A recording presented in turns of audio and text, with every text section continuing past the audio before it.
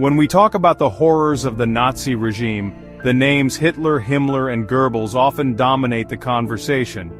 But behind these figureheads were thousands of loyal executioners who made the Holocaust and World War II atrocities possible. Some wore uniforms, others labored in back offices, many were never brought to justice. Today we uncover 10 lesser-known Nazis whose crimes rival even the most infamous names in history. These are the faces of evil, some obscure, some forgotten, but each one played a direct role in genocide. Odilo Globocnik was one of the most brutal SS leaders you've never heard of. Born in 1904 in what is now Italy, Globocnik rose rapidly through Nazi ranks due to his early loyalty to the party. As SS and police leader in Lublin, he became the architect of Operation Reinhard, code name for the deadliest phase of the Holocaust. Between 1942 and 1943, Globocnik orchestrated the construction and operation of 3 extermination camps, Belzec, Sobibor, and Treblinka. These were not concentration camps. They were built solely for mass murder. Over 1.7 million Jews were killed in these camps, most within hours of their arrival. Globocnik's operations were methodical. He developed efficient systems of extermination, often using stationary gas chambers fed with carbon monoxide from engines. He personally managed the plundering of Jewish property, gold teeth, valuables, even hair. After Germany's defeat, British troops captured Globocnik, but before he could stand trial, he took a cyanide capsule and died in 1945. He never faced justice. Christian Wirth, a former police officer, was another early pioneer of genocide. He led programs to sterilize and euthanize disabled and mentally ill Germans, known as the Action T4 program. Wirth personally supervised gas chambers disguised as shower rooms, where thousands were killed.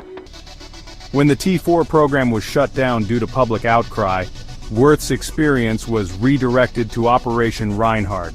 As the first Commandant of Belzec, Wirth turned the camp into a killing machine.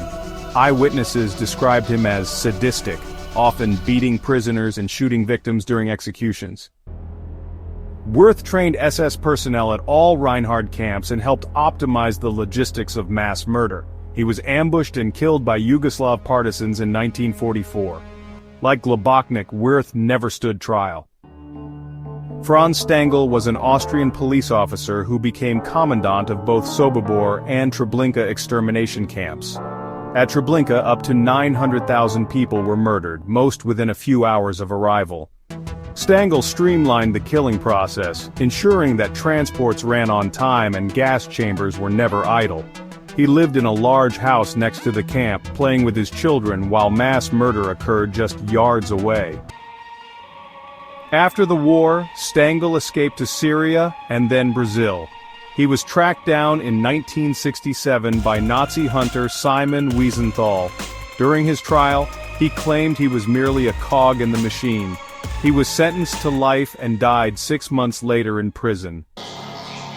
Irma Grese, nicknamed the Hyena of Auschwitz, was just 18 when she became a guard at Ravensbrück. She later transferred to Auschwitz and Bergen-Belsen, where her cruelty made her infamous. Witnesses described her as sadistic, beating women with whips, releasing attack dogs on prisoners, and smiling during executions. She helped select prisoners for the gas chambers and seemed to take pleasure in their suffering.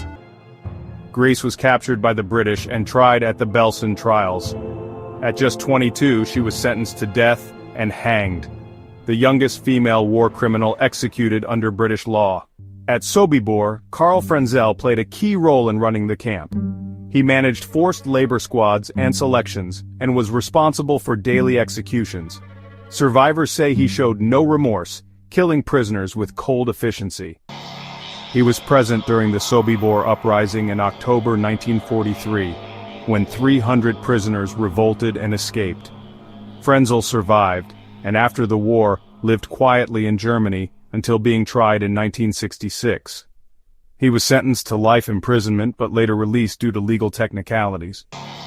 Joseph Kramer, the Beast of Belsen, commanded both Auschwitz and Bergen-Belsen. At Belsen he oversaw one of the most horrific scenes of the Holocaust. When British troops arrived, they found 60,000 inmates, half of them dying, amidst piles of rotting corpses. Kramer showed no emotion. He was arrested on the spot. He was tried and executed in 1945, never expressing remorse. Eamon Goth, Commandant of Plaszow camp, was known for shooting prisoners from his balcony with a rifle. He executed people on a whim and beat his Jewish maid nearly to death. He was portrayed in Schindler's List as a monster, and the portrayal was accurate. He was caught, tried in Poland, and hanged in 1946. His daughter, born after the war, disavowed his legacy. Arthur Neba headed Einsatzgruppe B, which murdered tens of thousands of Jews in Belarus and Russia. His unit shot civilians en masse, men, women, and children in open pits. Ironically, he later joined the 1944 plot to assassinate Hitler. He was captured and hanged by the Nazis, but not before participating in unimaginable crimes. Rudolf Höss was the longest-serving commandant of Auschwitz. He introduced Zyklon B gas and scaled operations to industrial levels. He later testified to the murder of 1.1 million people. His detached demeanor and bureaucratic language made him one of the most chilling Nazis. He was hanged at Auschwitz in 1947. Alois Brunner deported over 100,000 Jews to Auschwitz. After the war, he escaped to Syria, where he lived openly, advising the Assad regime. Efforts to capture him failed. He reportedly died in the early 2010s. The Holocaust was not the work of one man. It took thousands of willing collaborators, people who believed, obeyed, or simply didn't care. Some were psychopaths, others were careerists, all were guilty. Their names may be obscure, but their actions must never be forgotten.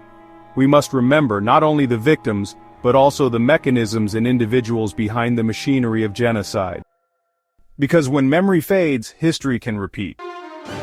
If you believe stories like these must be told, please like, share, and subscribe. We produce detailed, historically accurate documentaries to help ensure that memory defeats silence.